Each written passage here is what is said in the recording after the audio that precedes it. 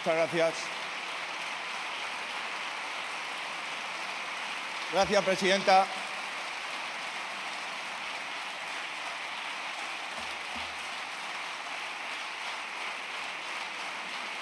Muchas gracias.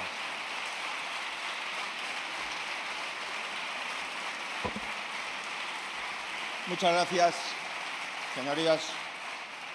Muchas gracias, señora presidenta, señoras y señores diputados, señor presidente y miembros del Gobierno en funciones. Permítame que salude, antes de empezar, al presidente del Senado y a los senadores que nos acompañan hoy, a buena parte, a la mayoría de los presidentes autonómicos, al alcalde de Madrid y al resto de regidores presentes, a la presidenta de la Federación Española de Municipios y Provincias y alcaldesa de Jerez, al conjunto de asistentes en la tribuna y, sobre todo, a los españoles que nos siguen desde sus casas.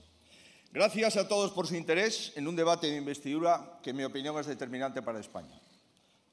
Imaginarán que también lo es para mí en el ámbito personal. Es un honor intervenir por primera vez en esta tribuna y es un honor doble hacerlo como candidato a la presidencia del Gobierno de mi país, designado por Su Majestad el Rey.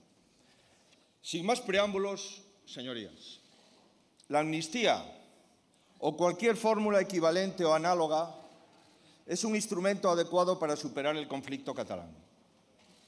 Igualmente, este conflicto no se resolverá de manera definitiva si no contemplamos el derecho a decidir del pueblo de Cataluña mediante un referéndum o cualquier fórmula equivalente o análoga. Con esto bastaría, ¿no? Repito, la amnistía o cualquier fórmula equivalente o análoga es un instrumento adecuado para superar el conflicto catalán. Igualmente, ese conflicto no se resolverá de manera definitiva si no contemplamos el derecho a decidir del pueblo de Cataluña mediante un referéndum o cualquier fórmula equivalente o análoga. Con esto bastaría, ¿no? Pues no. No voy a defender eso. Tengo principios, límites y palabra.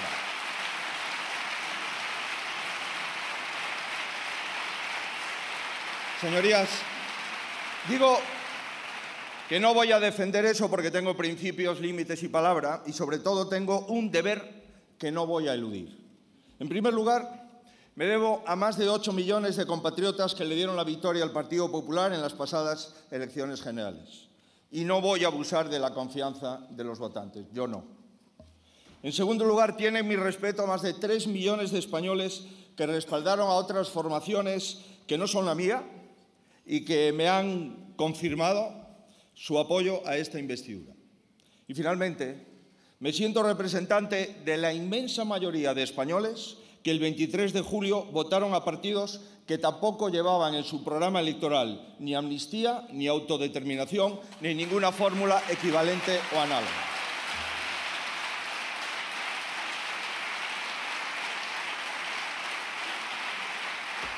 Me debo a todos ellos. Me debo a quienes clamaron igualdad este domingo en las calles de Madrid. Me debo, en definitiva, a la mayoría de los españoles y de las españolas. Por otro lado, preservo en mi diario las reiteradas ocasiones en que a lo largo de mi vida prometí guardar y hacer guardar la Constitución como norma fundamental del Estado. Jamás lo hice por imperativo legal. Soy consciente de que nuestra Carta Magna es el acta de nacimiento de la España democrática, así como el fundamento de nuestro progreso a través de la España de las autonomías. Por eso no comparto que este texto pueda ser burlado mediante subterfugios que desprecien el esfuerzo de nuestros constituyentes. Y mucho menos acepto que la Carta Magna sea directamente controvertida con decisiones que eliminen de un plumazo la igualdad de todos los españoles. Por esta convicción, ya les adelanto que en el proyecto que vengo a presentarles no figura la amnistía, no figura la autodeterminación de parte de la nación, ni fórmulas análogas o equivalentes. Ante la deriva de las peticiones oídas en las últimas semanas, entiendo que alguien que aspira a ser presidente de todos los españoles, de todos, debe dejar esto claro desde el primer momento. Yo lo hago. Para mí, ni jurídica ni éticamente es aceptable Fuera de la Constitución no hay democracia.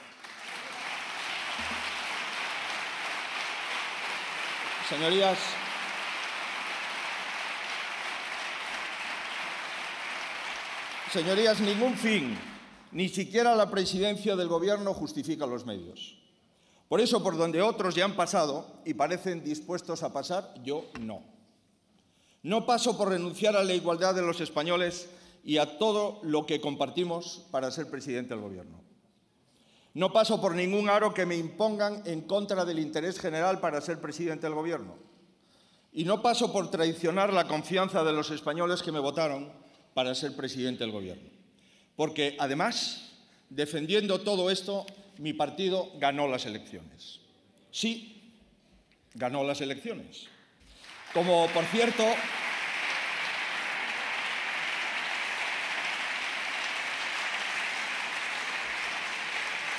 mi partido ganó las elecciones, como por cierto viene ocurriendo en todos los comicios desde que tuve el honor de asumir la presidencia de mi partido hace algo menos de 18 meses.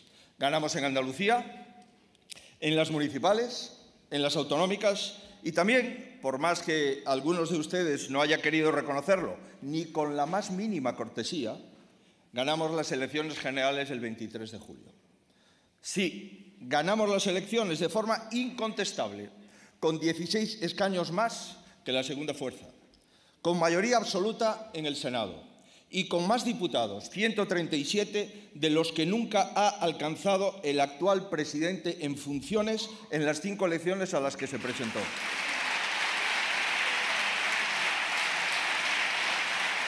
Señorías, si haber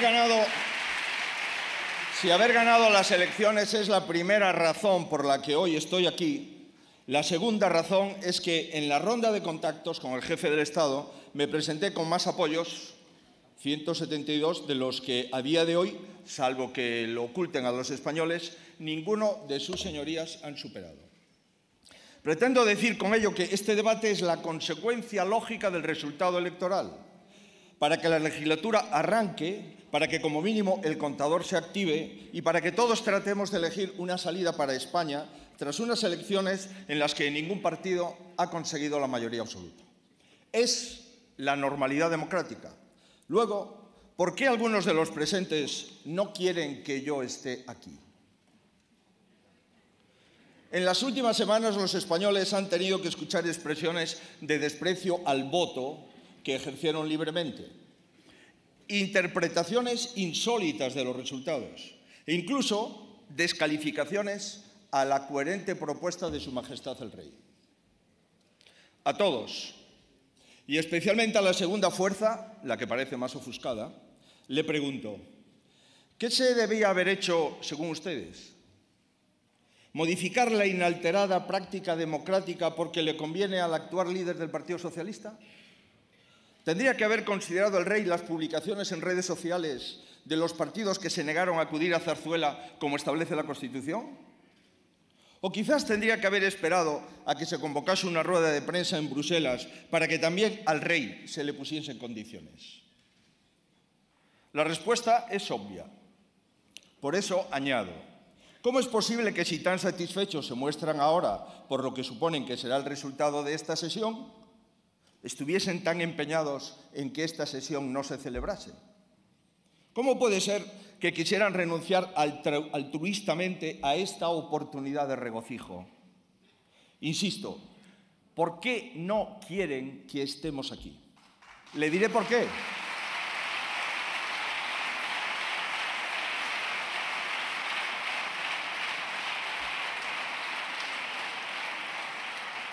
No quieren que estemos aquí porque esta sesión de investidura trunca su relato y les recuerda el resultado del que han renegado desde la misma noche electoral. Porque esta sesión de investidura dificulta el aterrizaje en la opinión pública del precio que otros se plantean pagar para seguir en el poder.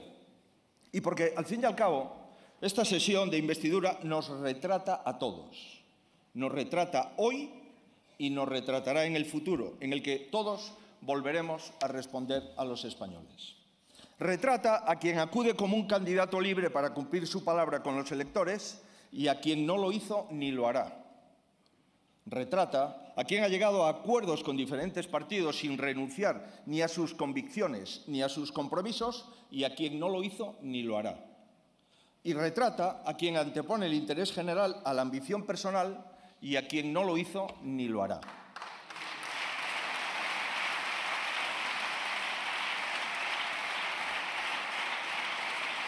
Señorías,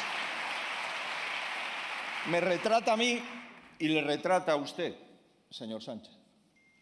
Señorías, les he dicho que estoy aquí porque he ganado y porque acepté la propuesta que el jefe del Estado hizo en ejercicio de sus funciones constitucionales, pero también porque confluye una tercera razón muy importante.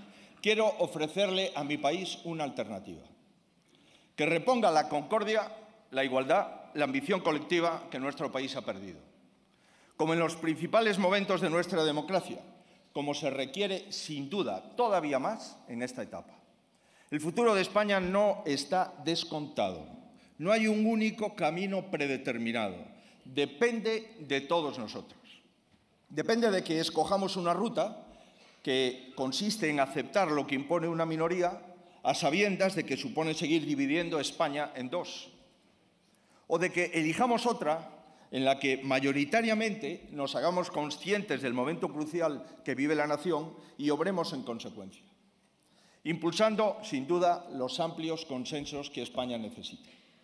Señorías, lo queramos reconocer o no, España vive un deterioro institucional sin precedentes y con riesgo de agravarse todavía más. Las familias soportan cada vez más cargas. Tenemos importantes fragilidades económicas que hemos de afrontar. Y el reto de fortalecer el estado del bienestar para que las próximas generaciones dispongan de él con la calidad que lo estamos disfrutando nosotros. Y si nuestros propios retos internos fuesen pocos, el contorno internacional es lo más impredecible en las últimas décadas, especialmente aventurado por el futuro de Europa con la guerra de Ucrania a kilómetros de nuestras fronteras. Ante este contexto, ¿de verdad no creen que hay motivos de sobra para que fortalezcamos vínculos en vez de preservar en romperlos? Formúlese la pregunta con un mínimo de perspectiva histórica. ¿De verdad no lo creen?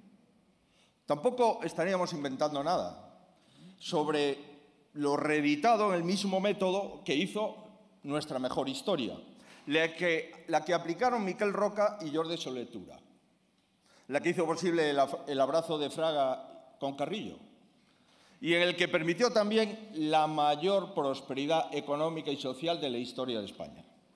Hay quien reniega de la transición. Yo vengo a reivindicarla y a reclamar su vigencia.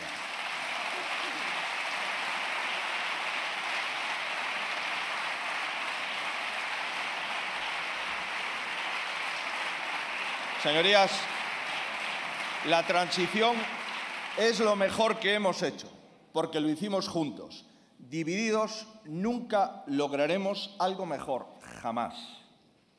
Y lo que hay detrás de esta investidura es precisamente esto: una elección determinante entre preservar lo que no es común, mejor dicho, preservar lo que nos es común, o seguir cavando en un frentismo motivado por intereses personales que acabará por beneficiar absolutamente a nadie, ni siquiera a sus principales promotores, créanme. Señorías, se trata de aceptar o no, como he dicho al inicio, que quien tiene como objetivo principal desmembrar España ponga todas las condiciones al próximo presidente del Gobierno de España. Bien, hablemos claro de la oferta actual del señor Puigdemont. Quiere un presidente aliado a su empeño, personal y partidista. Le da igual si ese presidente es del PP o es del PSOE. A los dos nos ha ofrecido exactamente lo mismo. La única diferencia, por tanto, solo puede radicar en la integridad de los dos candidatos posibles que pueden responderle. Usted o yo, señor Sánchez.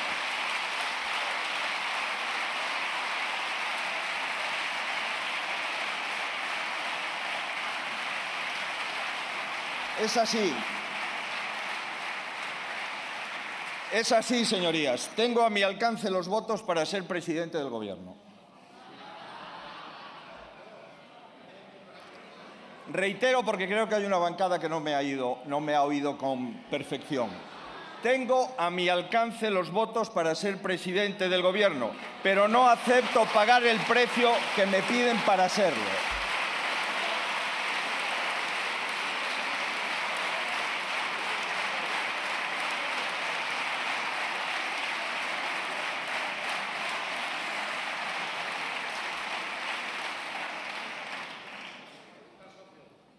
La honestidad con uno mismo y la responsabilidad con los demás son un valor, aunque haya muchos que lo subestimen.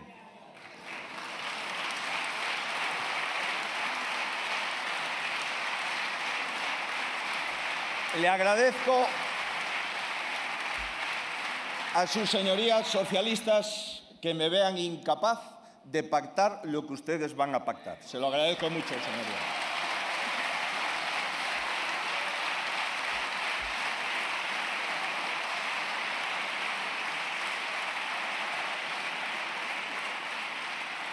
Ahora bien, lo que acabo de responder no es porque lo diga yo. Esta es la misma respuesta en la que habrían dado desde esta tribuna el presidente Suárez, el presidente González, el presidente Aznar y el presidente Rajoy.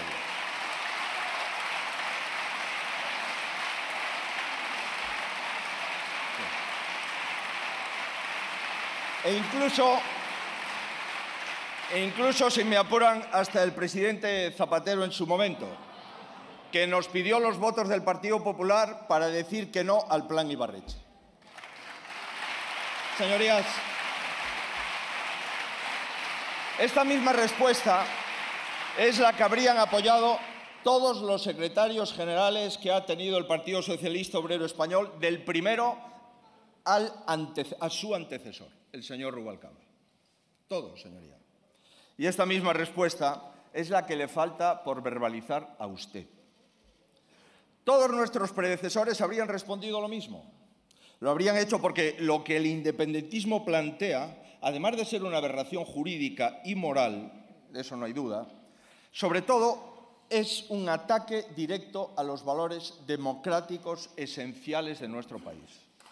Otorgar, señorías, otorgar a quienes pusieron en grave riesgo nuestra convivencia privilegios que se le negarían al resto de los españoles quiebra el principio de igualdad. Privar de todo efecto a las resoluciones judiciales que castigaron esas graves conductas rompe la separación de poderes. Desautorizar la defensa de la legalidad quebrantada que llevaron a cabo las fuerzas y cuerpos de seguridad del Estado las debilita. Reducir a meras soflamas posiciones firmes en estas Cortes, cuando se aprobó el artículo 155, cuestiona las Cortes. Y quedaría también discutida la intervención del rey en el año 2017.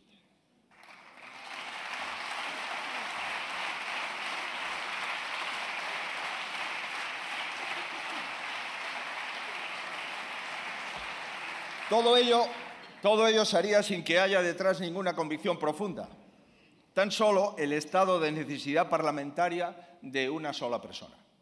Y todo ello se haría sin una sola contrapartida para el conjunto de los españoles.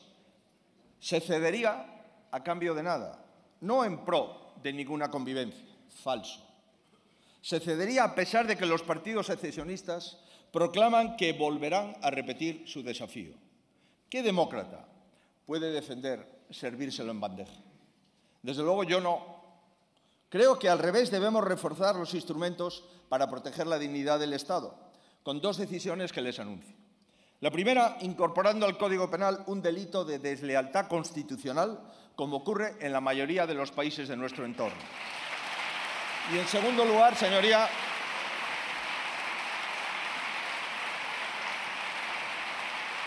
volviendo a incrementar las penas de malversación de fondos públicos. En realidad, todo esto parte de la gran falacia de que la investidura del próximo presidente del Gobierno tiene que pasar irremediablemente por aceptar todas las exigencias del independentismo. Y no es cierto. Incluso debería ser al revés, porque los españoles no votaron que fueran decisivos al otorgarle tan solo el 5,5% de la totalidad de los votos. Es más, para lo que demandan no se pidió consentimiento a los españoles y, en consecuencia, los españoles no lo concedieron. Por tanto, ni el independentismo puede pretender, ni el PSOE permitir que decida por todos los españoles Bildu, que hace menos de 6 meses llevaba a más de 40 condenados por terrorismo en sus listas.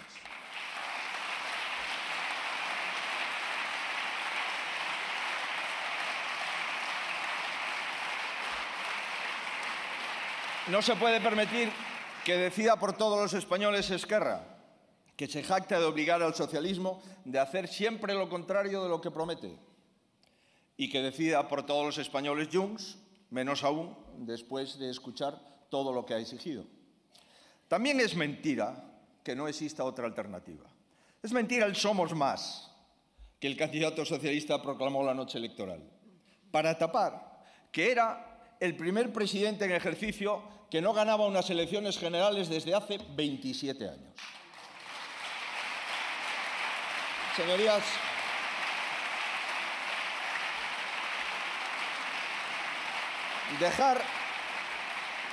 dejar sin efecto la justicia en función de quién delinca, promover iniciativas anticonstitucionales o inmorales, no reúne a ninguna mayoría de ciudadanos en España. Es falso. Ni siquiera representa a la mayoría de catalanes. Tampoco es verdad. Los votantes no independentistas son casi el triple de los que lo son. Y, por supuesto, que hay otro camino. Yo mismo lo demostré hace solo 3 meses. Cuando el PSOE necesitó el apoyo para obtener la alcaldía de Barcelona de mi partido, lo obtuvo. Cuando volvimos a hacer lo mismo en la capital de Euskadi, en Vitoria, lo obtuvo. Y el PNV obtuvo la Diputación Foral de Guipúzcoa para evitar que gobernara Bildu, gracias a mi partido. Señores,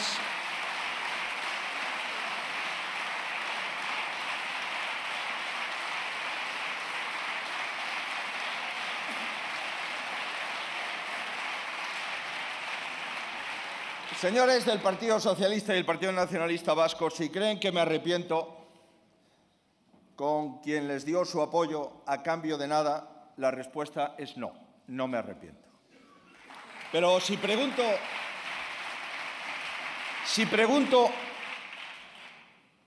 los que pregonaron que era peligrosísimo que el independentismo gobernase la capital de Cataluña, o que Bildu se hiciese con importantes instituciones vascas, ahora pretenden convencernos de que lo mejor es que esos partidos nos gobiernen a todos y a cada uno de los españoles. Sorprendente, quizás.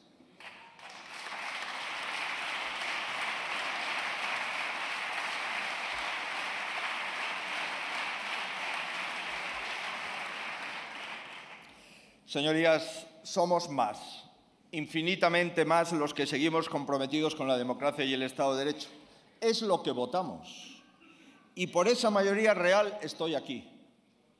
Por ello os presento hoy mi candidatura, la pongo a disposición de todos los españoles y también la someto a la valoración de esta Cámara.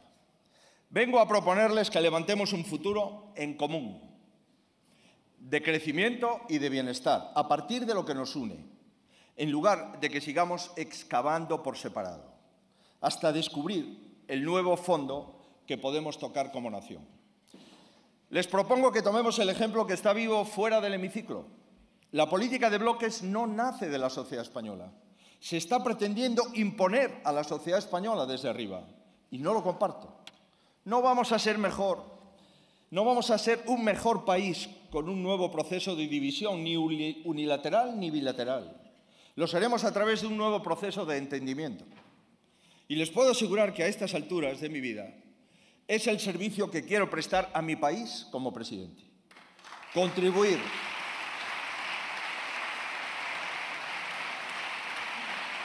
a recuperar una España que, como dijeron los constituyentes de Cádiz, no es ni puede ser patrimonio de una persona o de una familia, de ninguna. Por eso lo que vengo a ofrecer es un gobierno que se haga cargo de 3 objetivos tan difíciles como exigentes: dejar atrás los bloques y los bloqueos, garantizar la estabilidad del país y abordar un programa de reformas a través de grandes acuerdos, en el conjunto y comunidad por comunidad. Es decir, que todos los españoles sigamos ganando, con independencia de dónde vivan o a quién voten. Pido su apoyo para un Ejecutivo del Partido Popular que asumiría esta responsabilidad en solitario como primera fuerza de las elecciones. Pero no pretendo gobernar en soledad. Mi planteamiento es apoyarme en un trabajo colectivo que se desarrolle en esta Cámara y también con la sociedad, tomando como ejemplo la transición, sí, y también sus objetivos: garantizar la estabilidad de la nación para las próximas décadas, asegurar la igualdad de todos los españoles mediante el impulso de 6 grandes áreas de trabajo en común que desarrollaré más adelante. Señorías, me he esforzado en tener un diálogo constructivo con casi todas las fuerzas políticas, incluso con quienes nuestra distancia era mayor y los desacuerdos más predecibles. De inicio, solo renuncié a hablar con el partido que acoge en sus listas y organiza homenajes a condenados por terrorismo, porque nada me parece comparable a esa inmoralidad que deberíamos de prohibir por ley.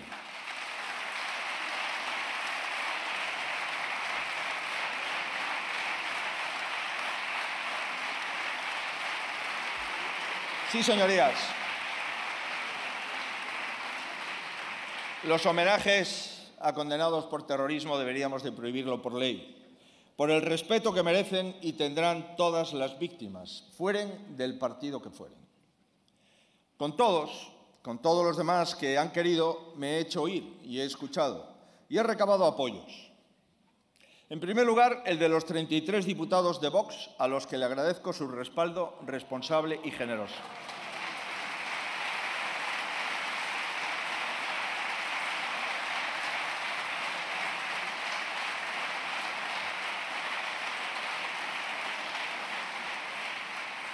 A pesar de todas nuestras discrepancias y a pesar de ser la tercera fuerza electoral del país, no lo han condicionado a su presencia en el Gobierno. Igualmente, he obtenido el apoyo de Coalición Canaria y de Unión del Pueblo Navarro, garantizada sin más contrapartidas que las expuestas públicamente. Les agradezco a todos ellos su confianza y mantengo mis expectativas. Así ha llegado, pues, con la expectativa de 172 apoyos y así, y solo así, es como aspiro a lograr la mayoría necesaria para ser investido, dejando atrás coaliciones de intereses para beneficio de unos pocos y abriendo una nueva etapa de pactos de Estado que sirvan a todos. De otro modo, no. Así, sí. Señorías,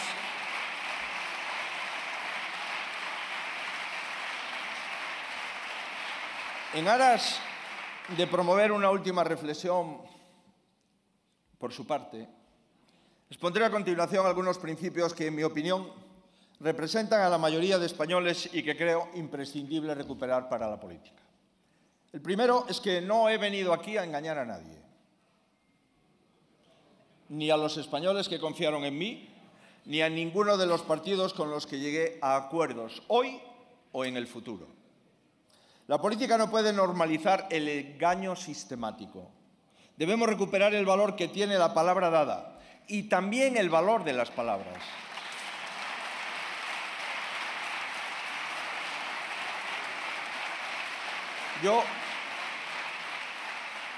Yo no voy a disfrazar nunca como cambios de opinión lo que simple y llanamente son mentiras continuadas que la gente no merece. El segundo principio, señoría, es gobernar para todos, no a gusto de todos, porque eso es imposible, pero sí sin provocar rupturas sociales absurdas, por razones ideológicas, por origen, por lengua, por edad, por raza, por género, por religión u orientación sexual. Por nada de esto. El cambio que defiendo no consiste en sustituir un sectarismo por otro, en modificar una ley caprichosa por otra que lo sea más aún. No acepto la tutela moral de nadie, ni pretendo imponer la mía a los demás. Creo en la libertad. Por otro lado, señorías,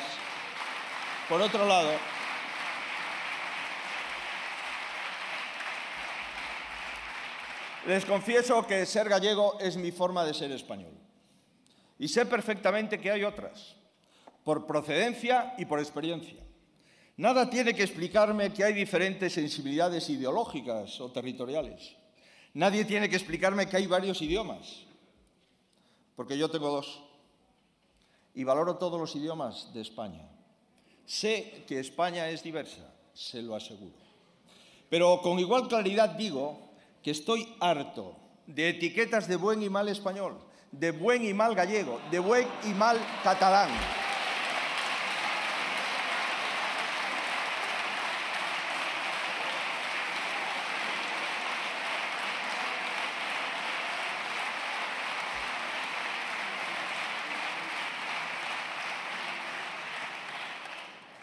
Harto de imposiciones de todo tipo, lingüísticas, de libertad de opinión, hasta de moral.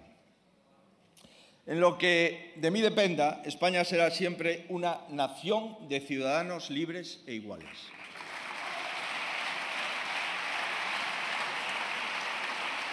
Jamás apoyaré que un español de una ideología tenga más derechos que otro. Yo no. Como lo veo, la política no cumple con su deber si cuando interviene resulta en un trato distinto entre ciudadanos que deben ser iguales.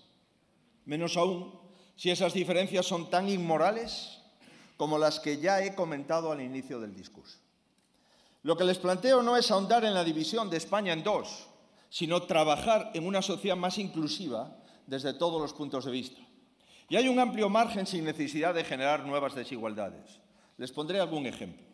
La igualdad de oportunidades no está blindada si más de una cuarta parte de la población vive en riesgo de pobreza. Y es que este Gobierno ha traído más de 500.000 nuevos pobres a España. La igualdad entre hombres y mujeres no mejora si la violencia machista es creciente y, por desgracia, en su forma más extrema, como lo está siendo este año. La igualdad intergeneracional no existe si los jóvenes tienen peores expectativas que sus padres, como ocurre en la actualidad.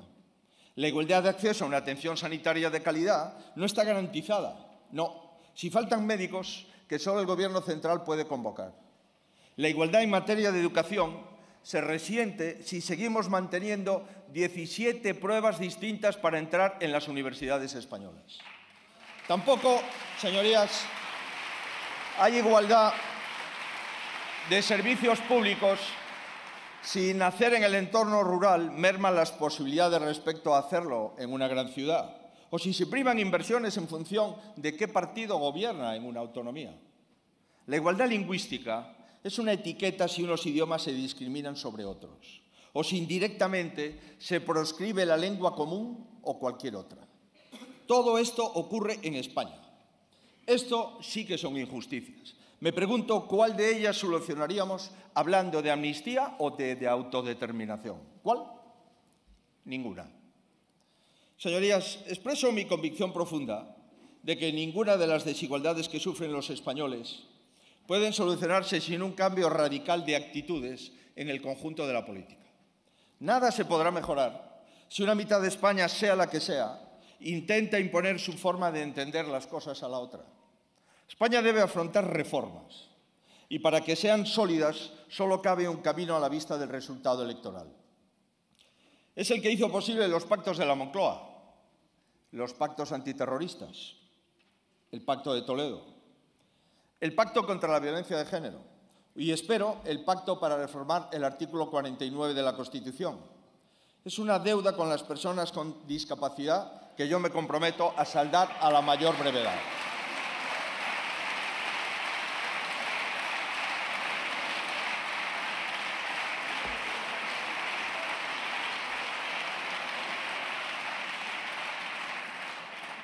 Le pido su confianza para que impulsemos conjuntamente 6 pactos de Estado. Un pacto institucional y por la regeneración democrática, un pacto por el saneamiento de la economía, un pacto por las familias, un pacto por el estado del bienestar, un pacto nacional por el agua y un pacto territorial. Me referiré a ellos, apuntando que, si bien el programa con el que ganamos las elecciones debe ser la base, entiendo que el resultado final dependerá de la aportación de todos.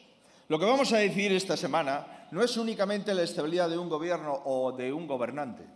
España se juega la estabilidad de sus instituciones, que innegablemente viven en crisis de confianza, una crisis de confianza histórica. Por eso, para mí, el pacto institucional es uno de los más urgentes e importantes. Señorías, este documento, el Pacto de Calidad Institucional y Regeneración Democrática, este documento fue escrito con el único fin de abordar una verdadera regeneración democrática. Y creo que sería una buena base para impulsar este acuerdo. Permítame que les proponga o que les comente algún ejemplo. Yo quiero gobernar velando por la independencia de las instituciones. La Fiscalía, el CIS, el CNI no son el coto privado de nadie. Creo que debemos garantizar su independencia.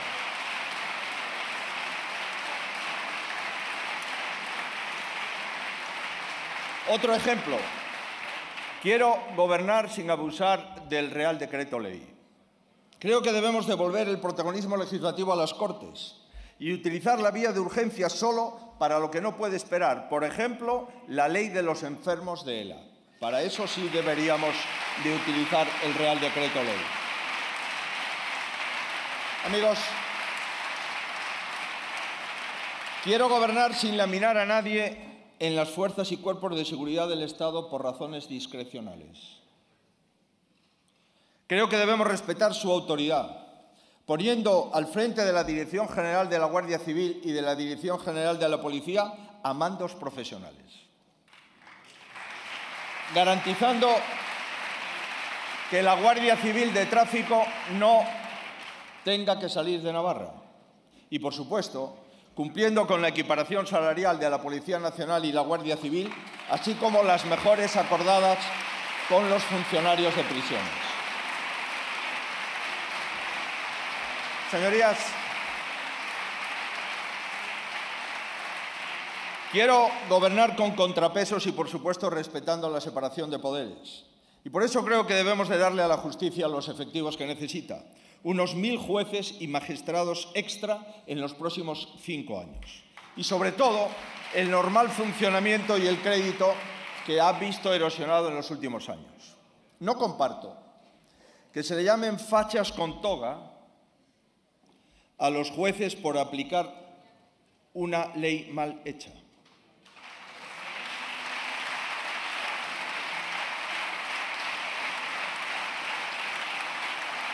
No comparto, insisto,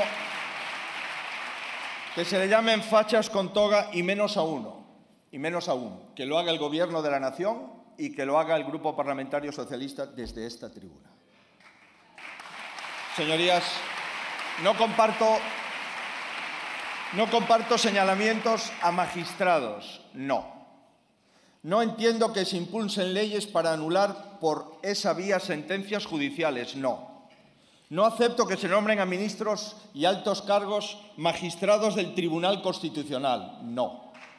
No respaldo haber cambiado la ley para impedir que se cubran las vacantes del Tribunal Supremo, no. Y por descontado, no comparto controlar la justicia, no.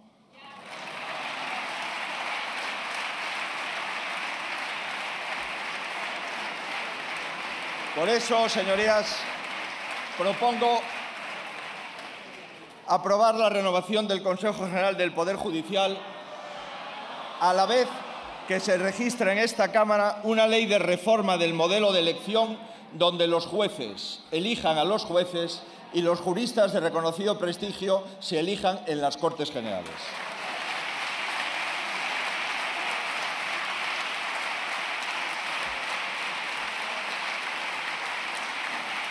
Aún hay más. Defiendo que en el nuevo Consejo no haya ningún político en sus listas. Creo que no cabe negociar entre partidos la presidencia del Supremo. Le corresponde al Consejo. y deben cumplirse todas y cada una de las condiciones de elegibilidad que ya defendimos en la negociación trucada. En la nueva ley debemos asumir el cierre total de las puertas giratorias entre el Poder Ejecutivo y el Poder Judicial. Señorías, no puede haber un ministro por la mañana y un fiscal general por la tarde. Y por tanto, defiendo la absoluta independencia de la Fiscalía General del Estado. Y ambas cosas, los nuevos vocales y la nueva ley, deberían votarse y aprobarse el mismo día, una a continuación de la otra. Por resumir, garanticemos que la justicia está al servicio de los españoles y que no puede estar al servicio de los políticos. Ese es el resumen, señorías. Señorías, todas estas propuestas tienen como único fin garantizar que España siga siendo una democracia plena, en lugar de seguir profundizando en una deriva iliberal que nos acerque a comportamientos propios de las autocracias. Les pondré otro ejemplo que comprenderán bien en el ámbito de la política exterior. Llevamos 3 meses sin ejercer con plenas facultades la presidencia rotatoria del Consejo de la Unión Europea, que nos corresponde hasta diciembre, y todos sabemos por qué. La irresponsabilidad no ha sido solo malgastar esta oportunidad en lo que a la imagen que deberíamos estar proyectando se refiere. Además, estamos privando a esta Cámara de ser debidamente informada de cuestiones clave para nuestro futuro, como el Pacto de Migración y Asilo que se está negociando.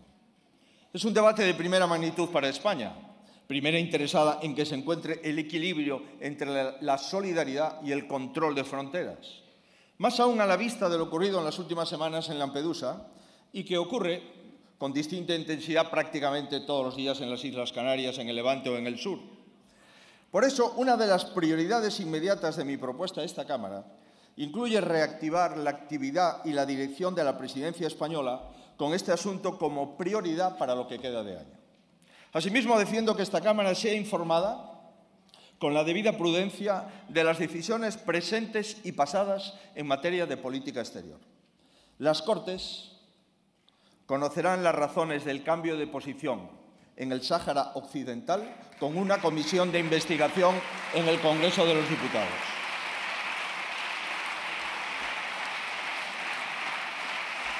Sí, señoría. Estoy convencido que las diputadas de Sumar votarían a favor. Con carácter general, mi compromiso es inequívoco.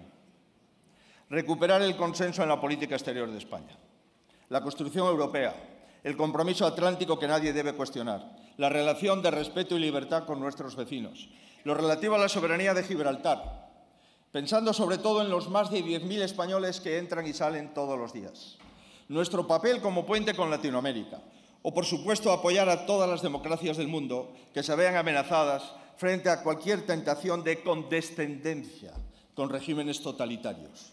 Todo esto nos corresponde defenderlo juntos, como lo hemos venido haciendo hasta hace 5 años. Señorías,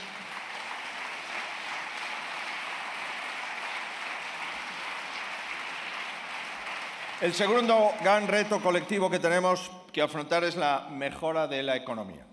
Somos un gran país que ha progresado de forma excepcional en la etapa democrática. Es indudable. Pero esto no debe hacernos ignorar que ese progreso se ha ralentizado, sobre todo en comparación con nuestro principal marco de referencia, los países de la Unión y los países de la eurozona. España es el país europeo en el que más se han empobrecido sus ciudadanos. Y el Banco de España apunta a una nueva subida de la inflación el año que viene.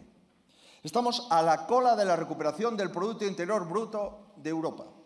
El crecimiento de las quiebras empresariales se han disparado un 200% en los últimos 4 años. Y los ciudadanos han retirado, en lo que va de ejercicio, casi el 2% de sus ahorros bancarios, una cifra que no se alcanzaba desde el año 2011. Es sencillo, señorías. A los españoles les cuesta más llegar a fin de mes porque sus salarios no han subido tanto como los alimentos, como la luz, como la energía, como las hipotecas o como la vivienda. Este sí es el país que tenemos que gobernar. Estos sí son los problemas que tenemos que afrontar. Eso es lo que le preocupa a las mujeres y a los hombres de España, señorías. esto. Adicionalmente,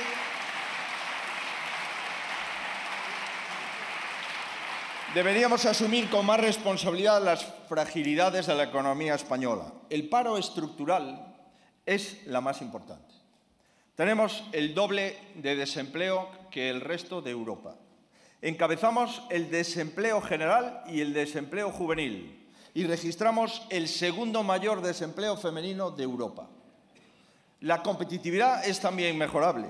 Desde 2019 hemos retrocedido 2 puestos en Europa en materia de Producto Interior Bruto.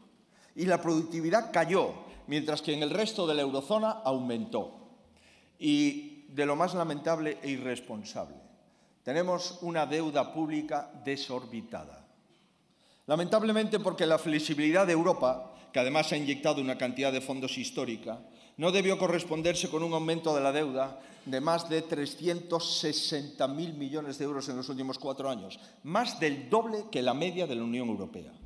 Y es irresponsable porque nos hace muy vulnerables en el contexto europeo de recuperación de las reglas fiscales.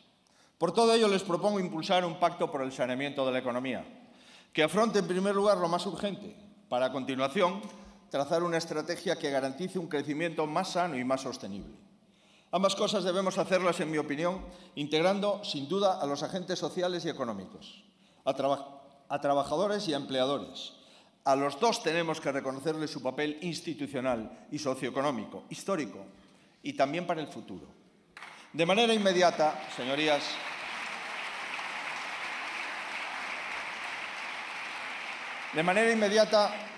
y atendiendo a las recomendaciones del tercer sector, propongo tomar las siguientes decisiones en favor de las familias con más dificultades. Son la prioridad. Reducir el impuesto de la renta a las rentas bajas y medias, con ingresos de hasta 40.000 euros, para compensar la carga adicional que la inflación ha provocado en este impuesto durante estos años. Extender temporalmente la rebaja del IVA de los alimentos a la carne, el pescado y la conserva. Y hasta que no se controlen los precios, mantener el resto de medidas vigentes contra la inflación. El tipo reducido de IVA de electricidad y gas, la ayuda de 200 euros para los más vulnerables y la gratuidad del transporte público, eso sí, de acuerdo con la renta de los usuarios del transporte público, señorías.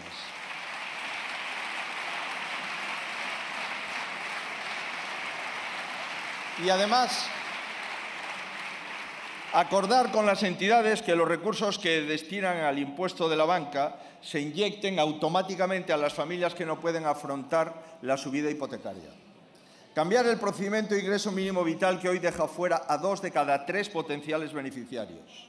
Y aprobar en el seno del diálogo social, en el primer año de legislatura, un calendario de subida del salario mínimo interprofesional con criterios objetivos para alcanzar el 60% del salario medio, tal y como hemos comprometido con la Unión Europea.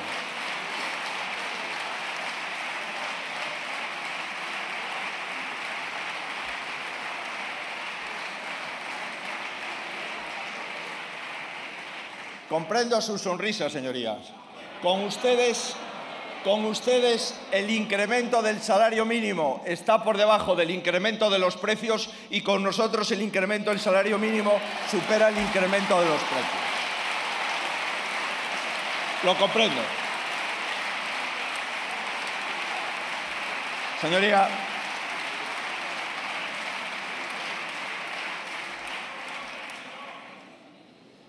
atendido lo más urgente, propongo centrarnos en el objetivo de un crecimiento real medio del 2,5% cada año en la próxima década. Por ello propongo acometer 3 reformas. Reforma, una administración más accesible y más económica, una reforma en el ámbito fiscal y una reforma para dar mayor facilidad a los empleadores. La reforma administrativa es necesaria. Es la mejor manera de liberar el gasto superfluo que nos permita atender otras prioridades. Pero además debemos de desarrollar un plan de facilidades administrativas. ¿Saben ustedes cuánto hemos legislado de media anualmente? ¿Cuántas normas se han publicado en el Boletín Oficial del Estado anualmente? 140.766 folios. Esto supone 385 páginas de nuevas normas cada día desde que el Partido Socialista y sus socios gobiernan España. En mi opinión, esto no es razonable. Y además, Europa nos insta a trabajar de una forma distinta. En mi opinión, es posible hacerlo, por ejemplo, ampliando el procedimiento de declaración responsable, generalizando con el silencio administrativo positivo o asumiendo el compromiso de eliminar 3 normas vigentes por cada una nueva que aprobemos. Ya sé que les parece poco, se puede hacer más. En segundo lugar, señorías,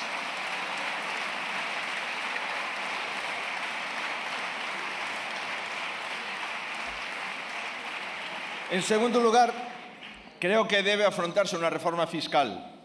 En la última legislatura, los españoles, sobre todo los de menos renta, han tenido que soportar 42 subidas fiscales. 42.655 millones más de impuestos han pagado los españoles desde el año 2019, con un PIB similar al del año 2019.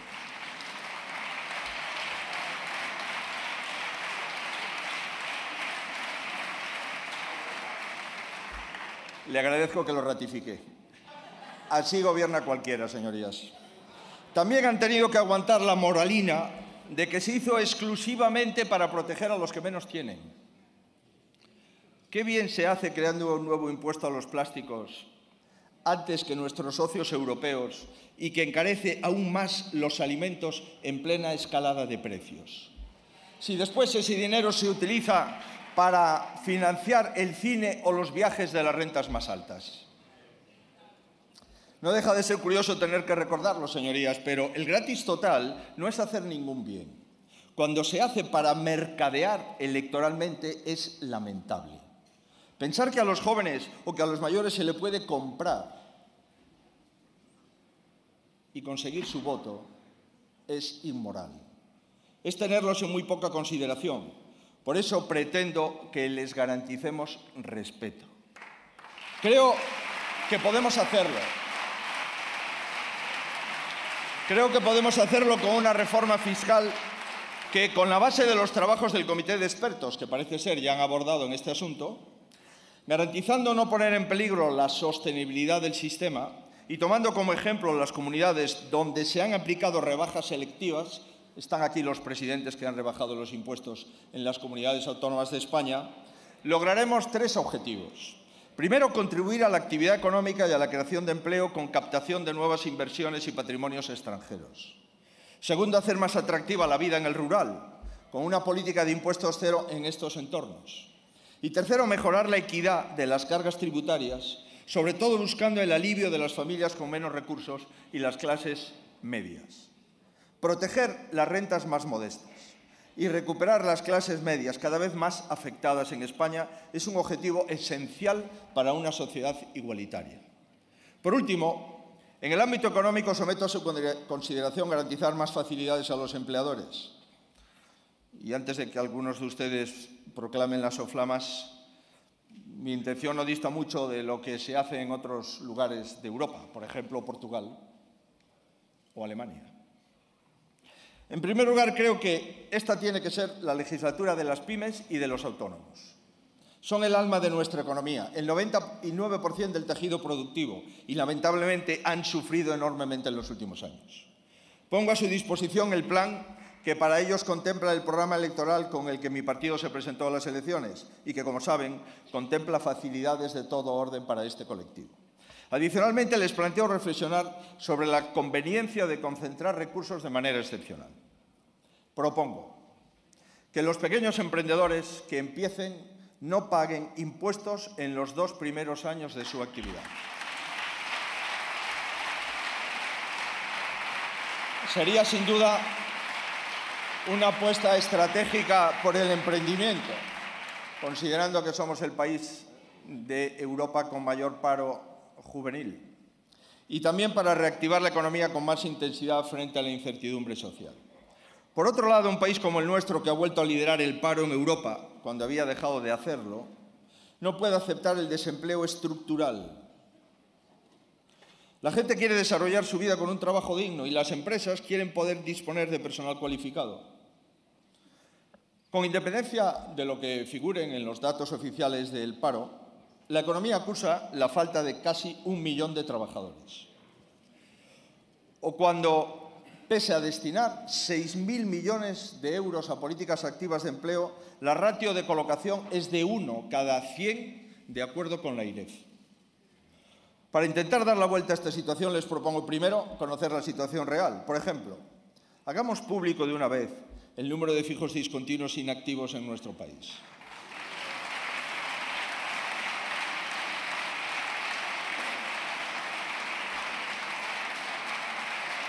Y después, cuando sepamos los que realmente están en paro, tracemos una estrategia nacional de formación, con las comunidades en una conferencia de presidentes específica, con todos los centros de formación que pueden implicarse en esta tarea y con las empresas, concentrando en una plataforma nacional de obligada adhesión todas las vacantes laborales para casar adecuadamente oferta y demanda. Por último, el deber de un gobierno responsable es acompañar a los inversores, no hostigarles, no ahuyentarles, que es lo que está pasando. En general, la inversión está en un 1,8 por debajo de la de hace 4 años. En la gran mayoría de países de la Unión, la inversión subió.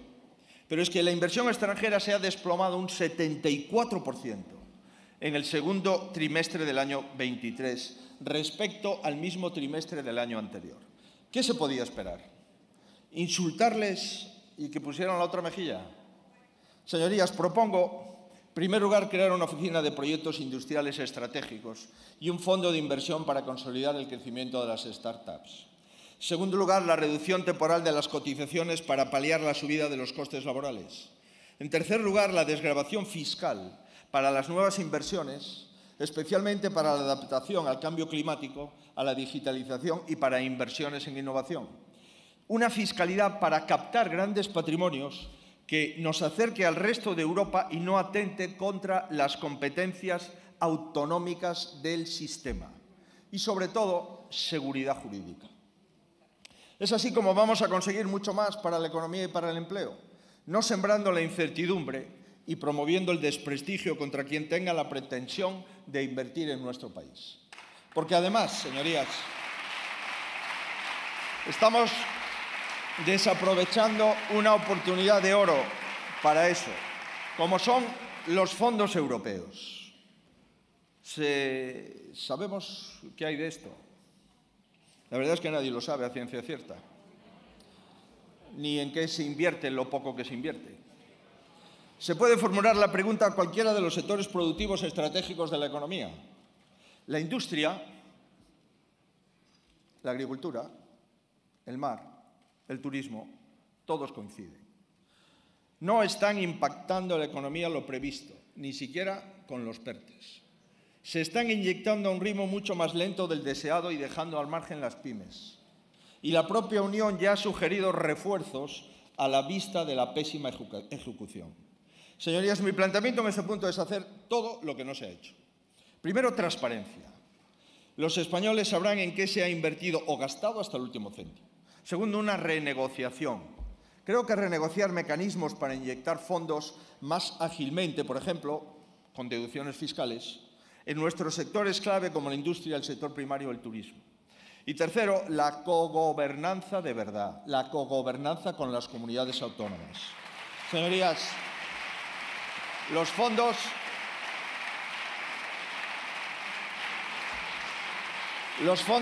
no son del Gobierno, son del Estado. Y, por tanto, en su planificación debe de participar las comunidades autónomas, que no participan,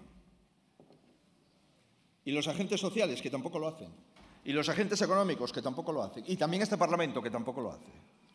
El tercer gran acuerdo, señoría, es el Pacto de Estado por las familias.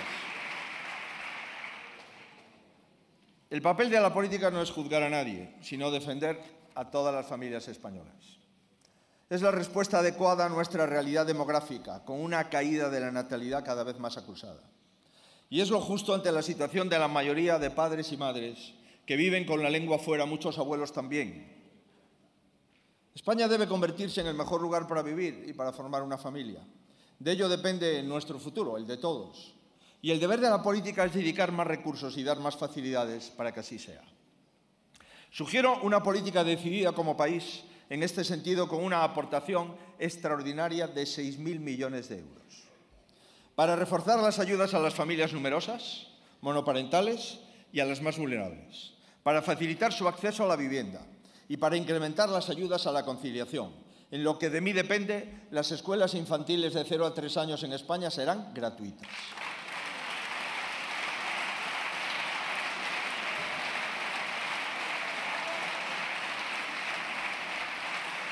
En este ámbito también tenemos que abordar dos realidades vinculadas a la gestión del tiempo. En primer lugar, el tiempo de trabajo. De acuerdo con los datos más recientes, el 80% de los empleados en España afirman no tener poder de decisión sobre la organización de sus horarios laborales. Esta cifra contrasta con la de otros países. En Suecia y en Finlandia el porcentaje es de poco más del 30%, en Dinamarca y Alemania sobre el 50% y en Bélgica y Francia ligeramente superior al 60%. Las limitaciones en la autonomía horaria complican la conciliación, dificultando dedicar el tiempo que los hijos precisan e incide en la productividad y en la salud mental. Propongo afrontar este reto, pero que no lo hagamos de cualquier manera, por supuesto no a golpe de Real Decreto, como hace el Gobierno. El tejido económico es lo suficientemente complejo y hay vida inteligente en él para que este tema se resuelva con la precisión quirúrgica que cada empresa precisa. Y en este sentido, convoco a los agentes sociales y económicos a trabajar para que en el plazo de un año podamos disponer de un marco general que pueda luego desarrollarse vía convenios colectivos en cada centro de trabajo, con dos fórmulas prioritarias: semana laboral flexible y banco de horas para que los trabajadores puedan disponer de ellas, por ejemplo, en los periodos no lectivos. Señorías, a menudo se dice que los niños y los jóvenes de hoy son la generación con más oportunidades, pero no es cierto. Les está faltando lo más importante: sus padres, su familia, y todos tenemos que contribuir a devolvérsela. El otro gran asunto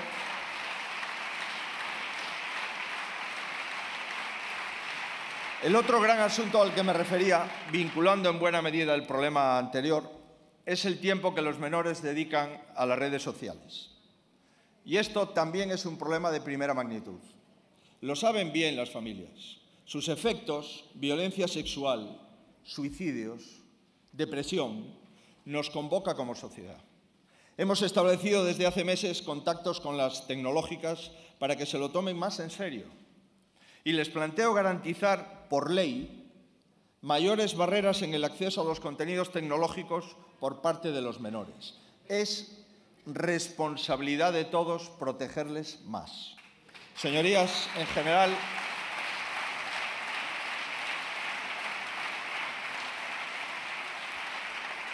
el estado de bienestar requiere también un análisis más riguroso que permita llegar a planteamientos duraderos y sostenibles. Tenemos que disfrutarlo hoy, sí, pero tenemos que garantizarlo a nuestros hijos y a nuestros nietos mañana. Solo garantizaremos el estado del bienestar si trabajamos en él mirando la pirámide de población. Este es el objetivo del cuarto Pacto de Estado. Quizás el más importante para alcanzar una verdadera sociedad de ciudadanos libres e iguales. Me he referido antes a ello. La igualdad empieza en la educación. Solo existe si hay oportunidad e igualdad de oportunidades desde el principio. Por eso rechazo tajantemente que la educación sea un arma de enfrentamiento político. Es el futuro de nuestra gente la que ponemos en juego. Es eso lo que hemos dañado con 8 reformas educativas desde el inicio de la democracia. Mi voluntad es la de negociar con las fuerzas políticas, con la comunidad educativa y con la sociedad civil hasta garantizar una ley de educación que no cambie con el gobierno siguiente. También creo que debemos rebelarnos, yo desde luego lo hago, contra el hecho de asumir como normal que casi el 30% de nuestros jóvenes no terminen los estudios posteriores a la ESO. Es casi el doble de la media de la OCDE. Y la tasa de abandono educativo temprano solo nos supera Rumanía.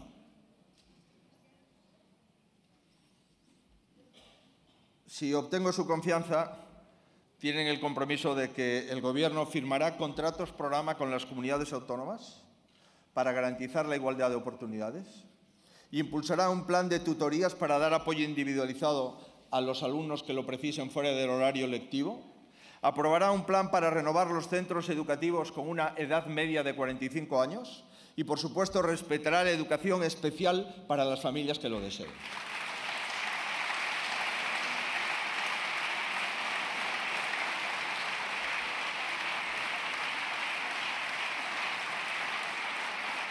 Y asumo la garantía de que no habrá imposiciones ni adoctrinamientos en las aulas. Que la política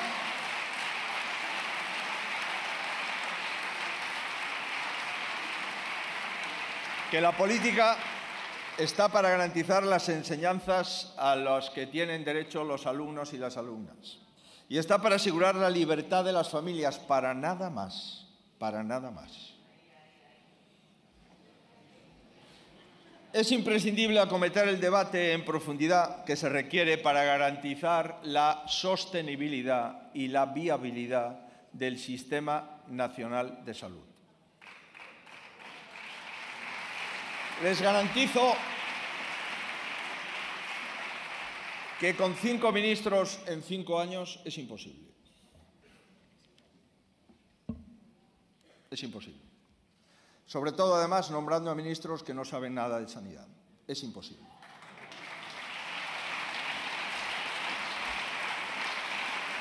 Es imposible, señorías.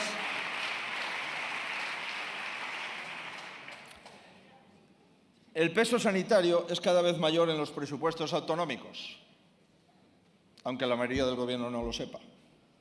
Irá más por nuevos tratamientos que debemos de implementar de forma cada vez más personalizada y por la gran noticia del incremento de la esperanza media de vida de las mujeres y hombres españoles. Y además debemos de tener presente que en menos de 10 años España contará con más de 13 millones mayores de 65 años, con lo cual incrementaremos la cronicidad, la pluripatología y el incremento de consumo de fármacos. Les planteo reunir a un verdadero comité de expertos, este que exista, para que los aborde de forma sosegada.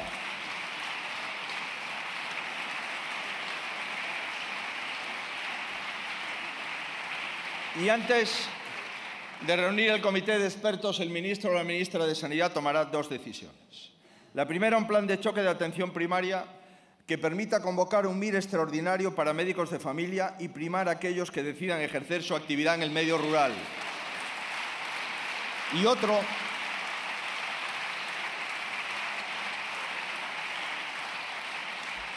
otro para dotar también de más médicos a la salud mental en la sanidad pública, centrándonos en la atención temprana.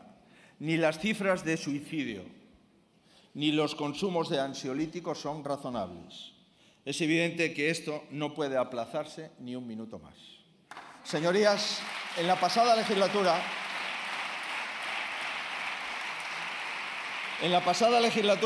no se ha conseguido que acceder a una vivienda sea más sencillo, bien al contrario. Y el precio del alquiler no ha dejado de crecer, lo que muestra el fracaso de la decisión de intervenir el mercado. Si obtengo la confianza de la Cámara, les propongo tomar como base el plan de vivienda comprometido en mi programa electoral, que no propone soluciones mágicas ni modelos intervencionistas que no funcionan, sino una apuesta útil que dé total prioridad a los jóvenes y a los vulnerables y que necesariamente pasa por incrementar históricamente la oferta aprovechando suelos públicos y ociosos y por dar seguridad jurídica a los propietarios que la han perdido. Porque, señorías, las ocupaciones de inmuebles no paran de incrementarse. Y no se puede ser indolentes ante esto. No se puede presumir de compromiso social y luego ignorar situaciones, como las que leo. Denuncia la ocupación de la casa de su madre que tiene Alzheimer. Ocupas gastan 319.000 litros en llenar la piscina. Una anciana de 98 años encuentra su casa ocupada tras regresar del hospital. Esto no existe. 46 ocupaciones diarias, señoría. Esto existe. Por eso es inaceptable.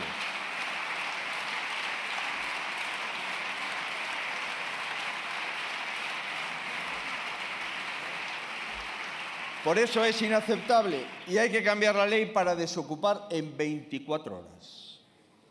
El último gran pilar del Pacto por el Estado del Bienestar exige que miremos a nuestros mayores con respeto y a nuestros hijos con responsabilidad. Y eso implica huir de bulos.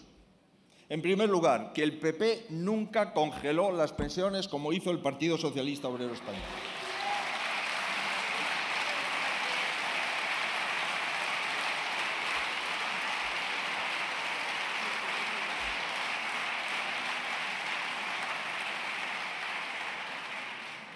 Por cierto, con el voto de algunas señorías que se sientan aquí, se congelaron las pensiones. Sí.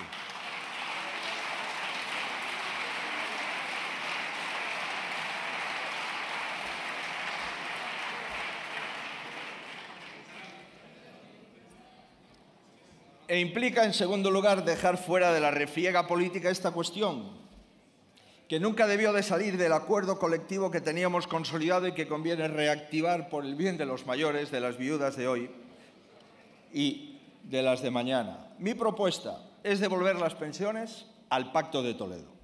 Garantizar siempre y en cualquier circunstancia su revalorización, ni congelar ni reducir, y blindar su suficiencia hoy y en el futuro. Esta es mi propuesta, señoría. Esta es mi propuesta. Señorías, tenemos que recuperar el significado de la política como el mejor ejercicio del servicio público, sin olvidar ningún bien básico, y el agua, sin duda, lo es. Esta materia exige también un pacto de Estado, y le pido encarecidamente que sea constructivo, reflexivo y pragmático.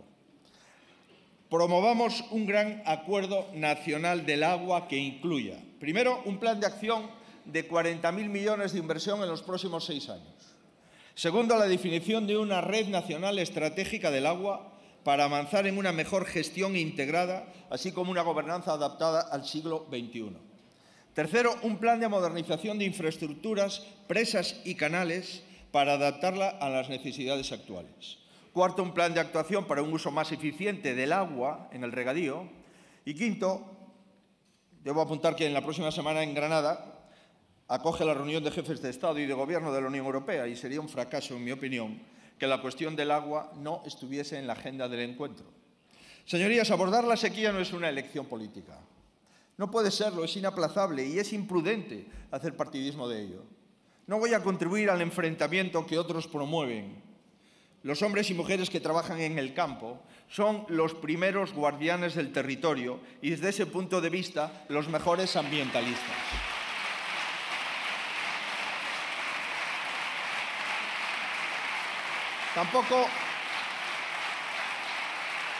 Tampoco voy a contribuir al enfrentamiento entre territorios. Contribuiré en todo lo que esté en mi mano a que abordemos la falta de agua como lo que es, una cuestión de Estado. Les avanzo igualmente que no voy a perder ni un segundo en discutir sobre el cambio climático, por muchos esfuerzos que hagan cualquiera de ustedes. Me propongo afrontar este asunto con las evidencias que la ciencia nos aporta, con los instrumentos que la tecnología ofrezca en cada momento y con el sentido común de la mayoría de los españoles que sencillamente reclaman una economía más verde, por supuesto, a las que nos acercamos sin visiones apocalípticas, sino con el equilibrio entre la sostenibilidad ambiental y el desarrollo económico y social. En efecto, la economía verde es una oportunidad.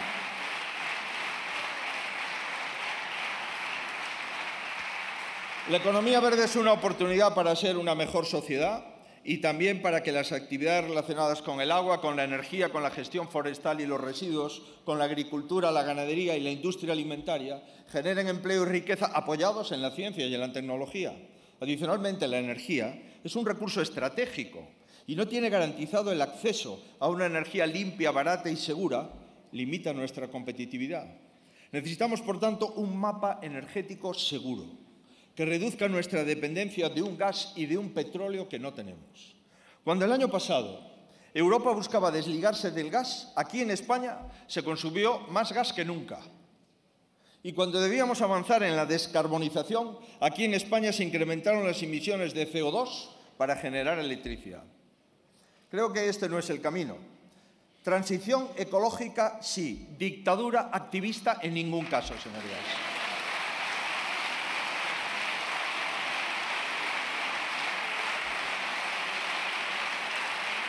Señorías, nada nuevo se consigue con el enfrentamiento. Por eso lo rechazo. También para impulsar el sexto y último pacto de Estado, el territorial. Debemos partir de que el Estado de las autonomías fue un compromiso de convivencia. No fue la primera fase de un proceso de descomposición del Estado. En tiempo récord pasamos de un país unitario a otro que es uno de los más descentralizados del mundo. Y tenemos que valorar que así sea. Por supuesto, hay deficiencias. En mi opinión, no son achacables al modelo que nos dimos, sino a gobernantes concretos de territorios concretos. Por supuesto, se pueden hacer ajustes, pero dentro del límite constitucional que todos acatamos, y por supuesto el buen desarrollo autonómico es fundamental para el bien común. Por eso, además de hablar durante estas últimas semanas con los partidos, también he querido hacerlo con los presidentes de las comunidades autónomas que quisieron aportar ideas a este pacto territorial. He hablado con el Endacari vasco, con los 13 presidentes del Partido Popular, con el presidente de Gobierno de Canarias, de Coalición Canaria, y con el presidente de Castilla-La Mancha del Partido Socialista. Lamento no haber podido hacerlo con todos los que simplemente o no han querido hablar o no les han dejado hablar. En cualquier caso, señorías,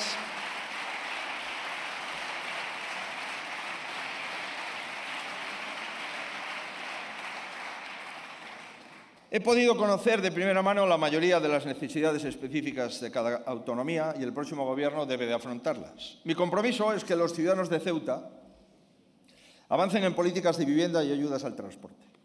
Que los ciudadanos de Melilla cuenten con la ayuda de un Gobierno para impulsar conectividad, empleo y digital. Que los habitantes de Castilla y León tengan la certeza de que habrá una estrategia para apoyar más y mejor el medio rural. Que la Comunidad de Madrid, igual que el resto, se le reponga su autonomía fiscal y que, igual que el resto, se incrementen los médicos para un sistema sanitario absolutamente imprescindibles. Baleares quiere una justa compensación por su insularidad y yo lo apoyo. Extremadura quiere una alta velocidad de verdad. Y creo yo que hay que trabajar por eso, ¿no? Navarra quiere completar el canal de Navarra y una educación de calidad y de libertad. Mi compromiso, por supuesto, es impulsar la agenda canaria, para eso la firmé. Defender una negociación justa de la PAC de acuerdo con las necesidades de los ciudadanos de Castilla-La Mancha. Aprobar para Aragón un plan Pirineos y ayudar con un programa concreto de despoblación que se pueda extender al resto. Y la Comunidad Valenciana quiere un modelo de financiación justo y coincido en que hay que afrontar este debate. La región de Murcia necesita un compromiso serio con el Mar Menor y acepto suscribirlo desde el Gobierno. Los vecinos de La Rioja quieren una mejora de sus conexiones ferroviarias y tienen derecho. Cantabria quiere acabar con su aislamiento en materia de infraestructuras y debemos ayudarle en esta justa reivindicación. Como tenemos que ayudar a Asturias y al noroeste a defender el corredor atlántico y, en el caso de Asturias, a frenar su declive industrial. En el caso de Andalucía, en su defensa del Pacto del Agua, que le permita mantener su pujanza como la comunidad más poblada de España. Señorías, supongo que aceptarán que conozco razonablemente bien los compromisos con Galicia. Por tanto, los doy por reiterados.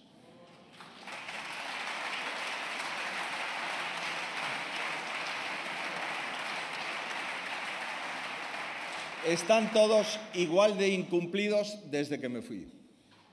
Recuperar pujanza empresarial e industrial es una de las materias pendientes de Euskadi y, desde luego, mi mano está tendida para eso. Y Cataluña. Más allá del España sí o del España no, lo que quiere esta gran tierra es recuperar su prestigio, su calidad de vida, las empresas que se han ido y lograr que sus esfuerzos fiscales, sobre todo en el pago de los impuestos que establece la Generalitat, sean reconocidos por un país que les quiere dentro y no fuera. Y también ese es mi compromiso.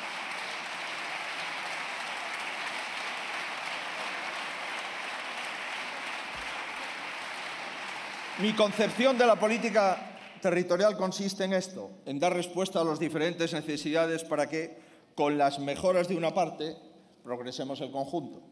También aspiro a que afrontemos en común las áreas que son comunes. Especialmente quiero comprometerme con la reforma del Senado como, por fin, una verdadera Cámara Territorial. Así como con iniciar la reforma del sistema de financiación autonómico en el primer semestre del próximo año. Y un nuevo modelo de financiación local para garantizar que todos los españoles, con independencia de dónde vivan, tengan los mismos servicios. Y en lo que no estoy de acuerdo, y lo digo claramente, es en que se pretenda sustituir los derechos que corresponden a las personas por derechos de territorios. Como tampoco comparto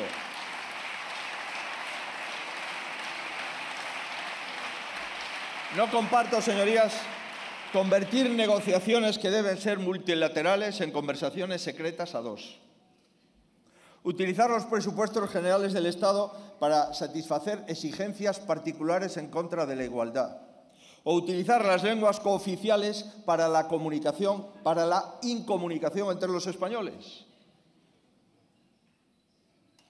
No creo que sea más gallego, más vasco o más catalán por ponerme un pinganillo o ver las cámaras del karaoke, señorías.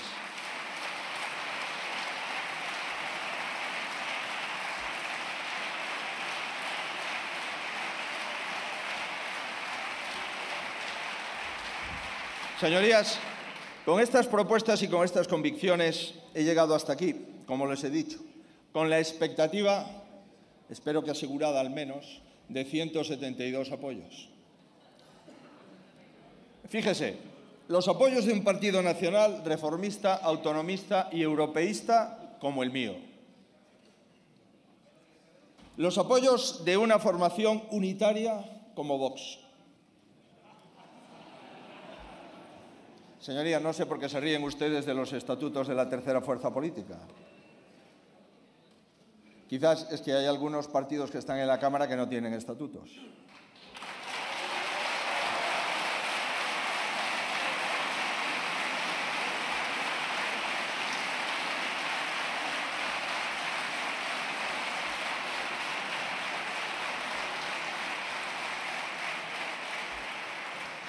Le agradezco también los apoyos de una fuerza foralista, como Unión del Pueblo Navarro, y de otra nacionalista como Coalición Canaria. Por lo tanto,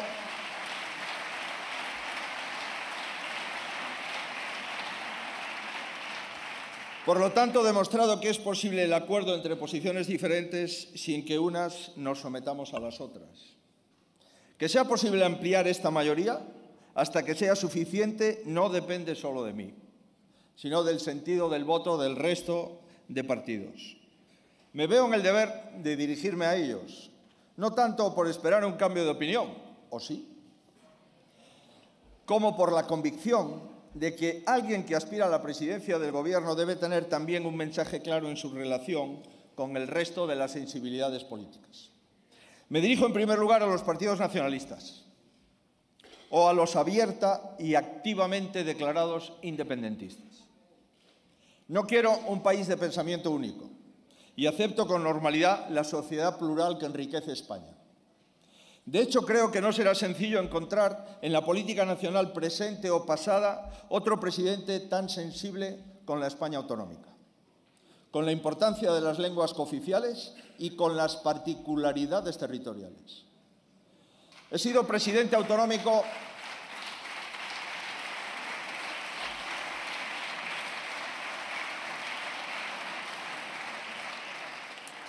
He sido presidente autonómico durante muchos años, hablando uno de los idiomas de Galicia, el gallego. Y defiendo que los matices de cada autonomía son una riqueza, no son un problema. Pero sí les pido que no se arroguen en exclusiva la representación de los territorios que representan. Tampoco yo lo hago. Igualmente creo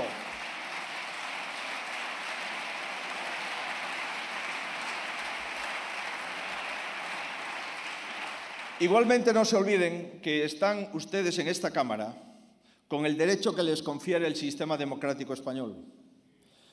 Pero esa misma democracia la invoco, lógicamente, para que cualquier postulado que tengan lo defiendan por las vías legales y el marco constitucional.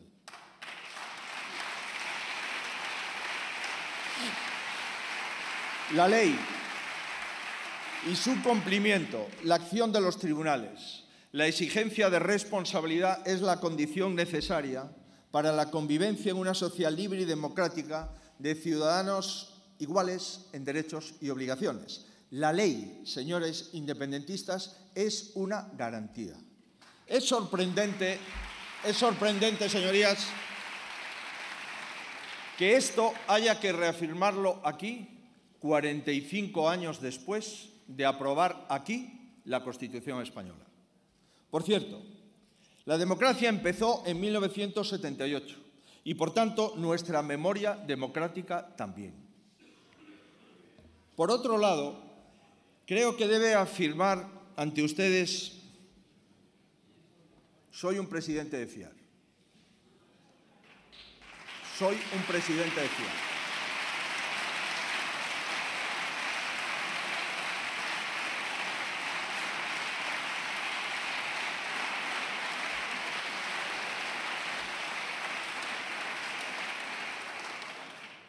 Créanme, no llegué ayer. Jamás les diré que sí a todo, pero no tengo ninguna duda de que Cataluña o el País Vasco les vendría bien un presidente del Gobierno que no vaya a engañar a sus ciudadanos.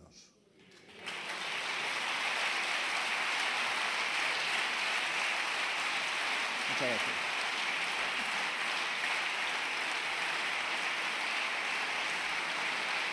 Porque, señorías, ¿qué les hace pensar que todo lo que hoy se usa para satisfacer sus exigencias no se utilizará contra ustedes cuando ya no les necesiten?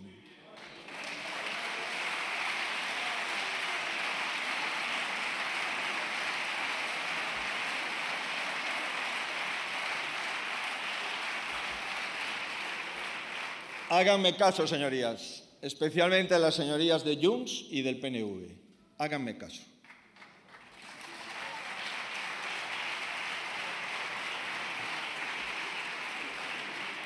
Finalmente, les solicito que no quieran más a sus deseos que a toda la gente que tenemos que representar. Compartan o no lo que ustedes piensen.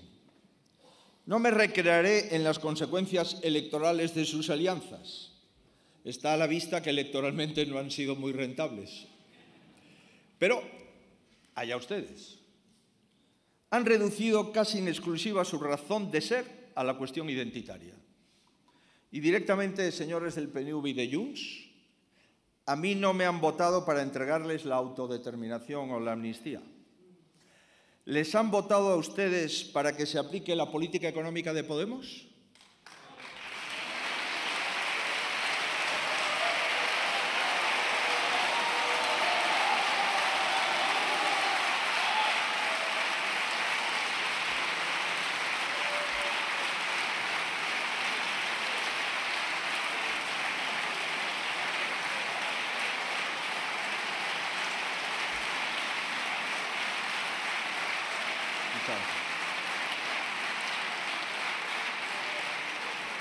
Señorías, quiero dirigirme para finalizar al segundo partido de la Cámara, al Partido Socialista. No es el segundo, es el segundo.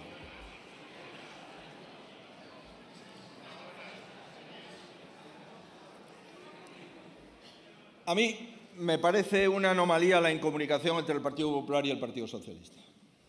Lo digo abiertamente. Es lo que he pensado siempre. Sería lo lógico en democracia para los grandes acuerdos que los dos partidos que han alternado en el Gobierno de España se entiendan. Además, una conversación fluida y una ancha capacidad de entendimiento entre el Gobierno central, el Gobierno de las comunidades autónomas y los poderes locales es un requisito inexcusable para presidir el Gobierno de España. Y les recuerdo que mi partido no solo es la primera fuerza en este Congreso de Diputados, tiene la mayoría absoluta en el Senado, gobierna en 12 comunidades autónomas y en las 2 ciudades autónomas, es decir, en más de 2/3 partes de la población española. Cuenta con el presidente de la Federación, la presidenta de la Federación Española de Municipios y Provincias, gobierna en más de 3.200 municipios, entre ellos 30 de las 50 capitales de provincia y en 27 diputaciones provinciales. Les aseguro, señorías,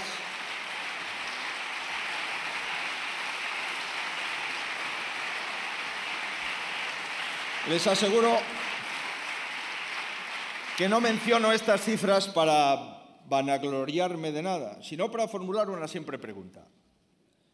¿Puede nadie aspirar a gobernar España desconociendo y dando la espalda al partido que sostiene toda esta presencia territorial?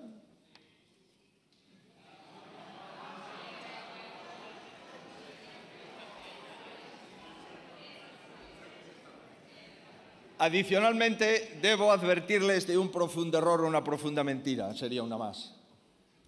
El independentismo, pese a tener menos votos, se arroga la mayor influencia de la historia, porque los constitucionalistas hemos estado más desunidos que nunca.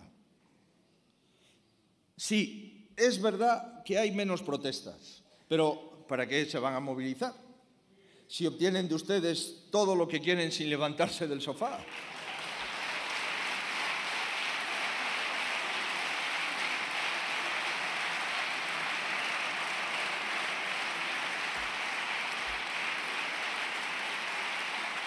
¿Y para qué van a salir a la calle si hasta vicepresidenta mediante van a buscarles a su casa?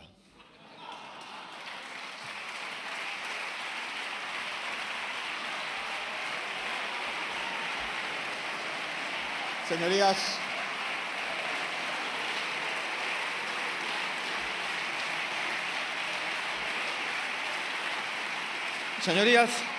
resulta lamentable que el Partido Socialista haya llegado a todo esto y que lo haga además sobrepasando barreras antes infranqueables, como acusar de golpismo a todo el que se salga de la supuesta línea oficial o arrinconando incluso y purgando a socialistas discrepantes por simplemente recordar lo que ustedes decían hace 2 meses.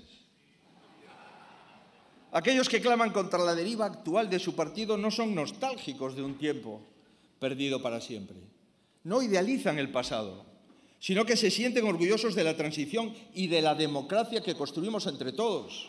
Y piensan que hay valores, principios, bases que evolucionan, pero que no deben ser destruidos por nadie. ¿Saben lo que pienso? Que estos socialistas tienen toda la razón y, por lo tanto, tienen todo nuestro reconocimiento. Amigos,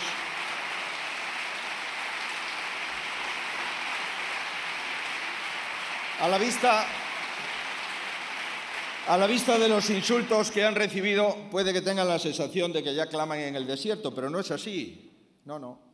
Ningún español moderado y progresista de verdad, vote al partido que vote, estará solo.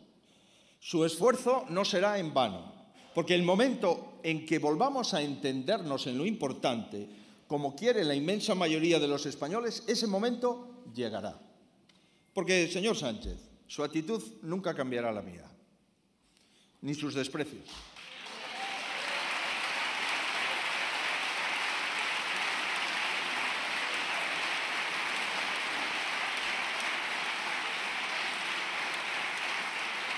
Digo que su actitud nunca cambiará la mía, ni sus desprecios, ni los desprecios de los suyos, jamás.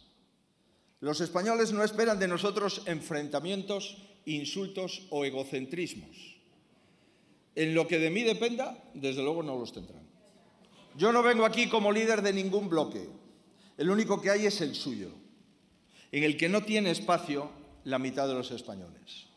Seguiré tendiendo la mano hasta que llegue a alguien en su partido con la determinación y el sentido de Estado suficientes para acogerla. Se lo aseguro, señor Sánchez, se lo aseguro.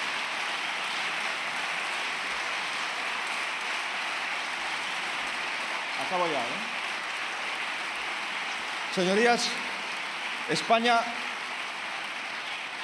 España nunca debió llegar a este punto de decadencia moral en la política.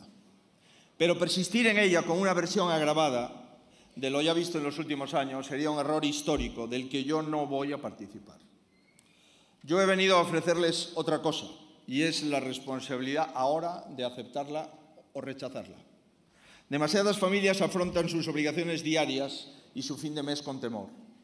Demasiados jóvenes limitan sus aspiraciones cuando están en edad de comerse el mundo. Demasiados inversores nacionales o internacionales se lo piensan más de 2, 3 o infinitas veces a las horas de invertir aquí por más empleo que puedan llegar a crear.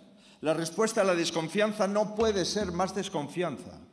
Si les dice a los ciudadanos en forma de impuestos que el gobierno sabrá administrar mejor que ellos mismos el fruto de su propio esfuerzo, desde luego no lo demuestra. Se les dice que está mal que a alguien le vaya bien, en lugar de buscar que a todos nos vaya mejor. Se les dice constantemente cuál es el bien y cuál es el mal.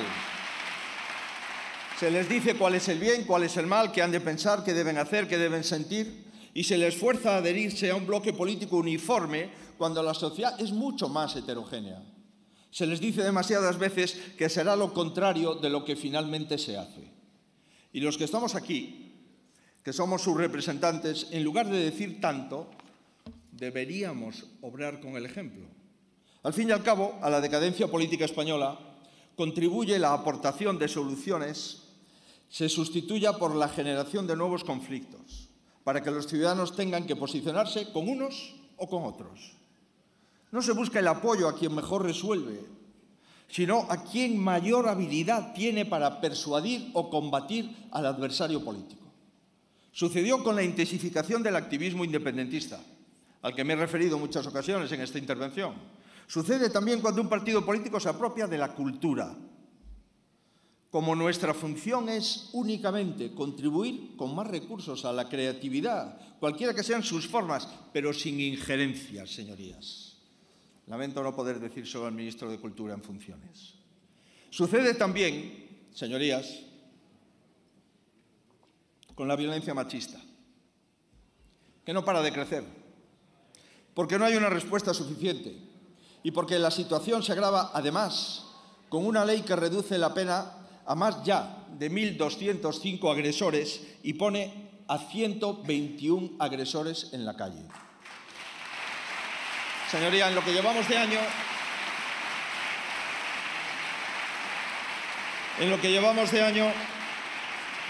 con la de ayer han sido 49 mujeres asesinadas y 48 huérfanos.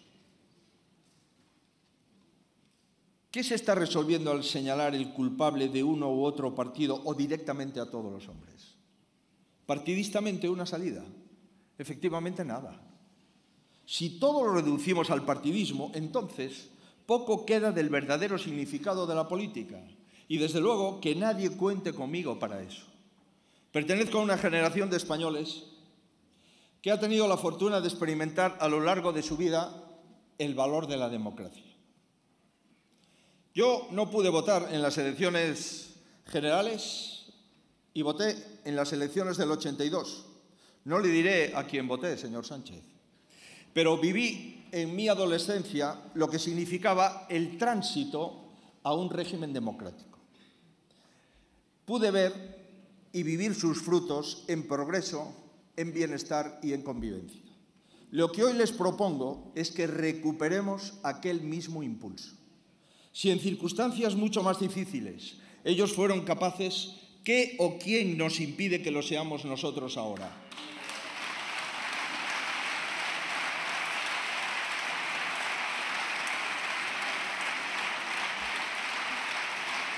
recuperemos la grandeza del honor del que somos depositarios con una política integradora y no excluyente. La política que abre la conversación y no se encierra en la propia cámara de eco con los que piensan lo mismo. La política que se asienta en la ley, que no atiende a problemas, que atiende a problemas reales y que escucha y que comparte. La política que dice la verdad, la que no oculta la realidad, sino la que la afronta y la gestiona. La política que se debe en primer término a la gente. Y en definitiva, la política que combate la desconfianza. Para ello les he ofrecido un gobierno que responda a su responsabilidad y a la cogobernanza de este Parlamento a través de 6 pactos de Estado y un nuevo proceso de entendimiento. Y en lo que a mi candidatura personal corresponde, ofrezco ser un presidente de fiar para el pueblo y para esta Cámara. Yo sí.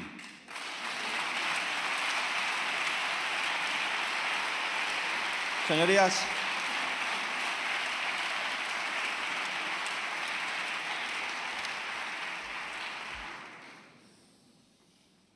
esta misma tarde podemos iniciar un diálogo honesto y espero que sincero, y espero que todos, sin excepción.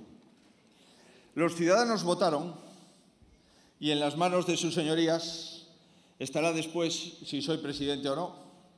En las mías está hacer aquello para lo que me comprometí. Desde el Gobierno o desde la oposición, lo haré. Yo sí. Sé para lo que me han votado el 23 de julio.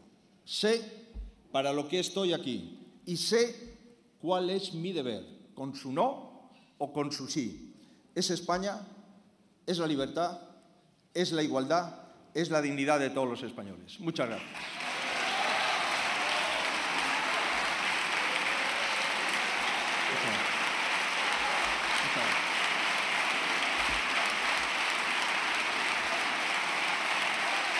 Bueno, gracias por la paciencia.